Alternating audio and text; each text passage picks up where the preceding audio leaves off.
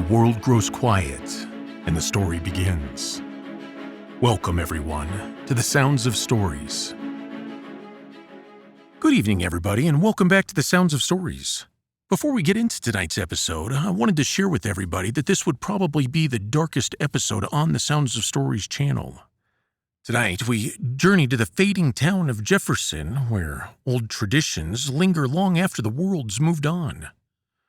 First published in 1930, William Faulkner's A Rose for Emily remains one of the most haunting stories in American literature. Part mystery, part tragedy, and part Southern Gothic masterpiece, it explores loneliness, loss, and the lengths some people will go to preserve the past. But beneath the whispers and rumors lies a question that still resonates today. What happens when someone refuses to let go? That question inspired our latest episode of Dark Margins, where we break down the theme behind A Rose for Emily and explore a modern reimagining of its haunting premise. And if all you viewers will do me a favor, I'd love to know how you found this episode. Did you discover it through one of our shorts, through Dark Margins, or did YouTube simply place it in your path? Please let me know in the comments below. But for now, let's let the pages turn. A Rose for Emily by William Faulkner. A Rose for Emily, Reimagined. The city had swallowed Jefferson long ago. Coffee shops stood where cotton warehouses once stood. Electric buses rolled down streets that had once echoed with horse hooves. Glass towers reflected the sunlight where old oak trees had stood for generations. Yet one thing remained unchanged. The Grierson house. It stood at the end of the street like a stubborn memory, surrounded by modern buildings that seemed embarrassed by its existence. And inside that house lived Miss Emily Grierson. The people of Jefferson spoke of her the way people speak of monuments, something old, familiar, and slightly unsettling. Most had never met her, many had never seen her, yet everyone knew her story. When Miss Emily died at 74, the town gathered once again around the Grierson house. Some came out of respect. Most came because they had spent a lifetime wondering what secrets remained behind those faded walls. And now, perhaps, they would finally learn. Well, years earlier, Emily had been the pride of Jefferson. Her father, Mr. Grierson, was among the town's most respected men. He carried himself with the certainty of someone who believed the world owed him obedience. Emily grew up beneath that certainty. Young men came calling, young men left disappointed. No one, according to Mr. Grierson, was worthy of his daughter. The townspeople often saw Emily standing in the doorway of the grand house, beautiful, quiet, waiting. As the years passed, the suitors stopped coming. Friends married, families grew. Jefferson changed. Emily remained, and then her father died. For 3 days, she refused to acknowledge the truth. "He isn't dead," she told the neighbors. Only when officials intervened was the funeral allowed to proceed. The town pitied her then. At 30 years old, Emily found herself completely alone.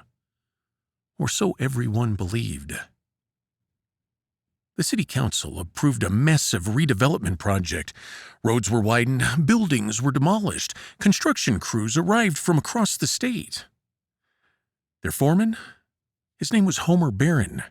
He was loud where Emily was quiet, confident where she was uncertain. He laughed easy and seemed completely uninterested in Jefferson's social expectations. Soon, people began seeing them together. Homer driving his truck, Emily sitting beside him. The sight fascinated the town. Some celebrated while others whispered. They said Emily was too old. They said Homer would never settle down. They said many things. Yet every Sunday afternoon, the two appeared together. For the first time in years, Emily seemed alive. Then, one day, she visited a pharmacy. The pharmacist later remembered her request. Arsenic. Nothing more, no explanation, no reason, just a cold stare that ended the conversation. A few weeks later, Homer Barron disappeared. The town assumed he had moved on. No one asked many questions. After all, Jefferson had always preferred rumors to investigations. Well, years became decades, and the city transformed around the Grierson house. New businesses opened, children grew up and moved away. Entire neighborhoods changed. But Emily, she remained. Occasionally, some would glimpse her at a window, older, paler, more distant. The house itself seemed to age with her. Its paint faded, its shutters sagged, its rooms disappeared behind closed curtains. The younger generation knew Emily only as a story, a strange old woman living in a strange old house. And still, no one entered, no one questioned, no one truly looked. The town had grown comfortable with the mystery, comfortable with the silence. They grew comfortable with leaving certain doors unopened. Years passed, and after Emily's funeral, officials began cataloging the contents of the house. Most rooms contained little more than dust and forgotten furniture. But it was then they discovered a locked door on the second floor. No one remembered seeing it opened. Well, after looking, the key was found among Emily's belongings, and when the door finally swung inward, the room appeared frozen in time. A man's suit hung neatly in a closet. A tie rested across a chair. Polished shoes stood beside a bed. Everything had been carefully arranged. Everything had been waiting. And only on the bed lay Homer Barron. The room fell silent. For decades, he had remained exactly where Emily had left him. The townspeople finally had their answer. Yet as investigators examined the room, another detail emerged. On the pillow beside Homer was a single strand of gray hair. It was evidence that Emily had returned to that room again and again through the years, not out of rage and not out of revenge. It was out of an inability to let go. And as Jefferson stood outside the old Grierson house for the final time, many wondered whether Emily's greatest tragedy had been the crime itself or the loneliness that made it possible. The city would soon demolish the house.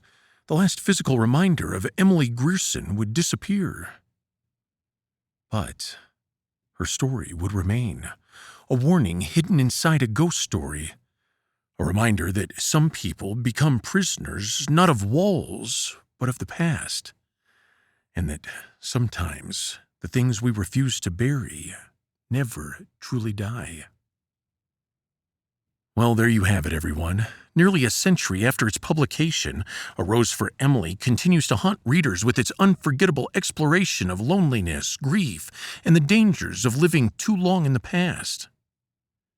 If you'd like to dive deeper into the themes behind the classic tale, be sure to check out our companion discussion on Dark Margins. And for more narrations by Bobby Garrison, including Audible audiobooks, please go to thesoundsofstories.com. And thanks for spending your time here with us at The Sounds of Stories. Come back for another adventure. And remember, when the world seems to fade, the stories always remain.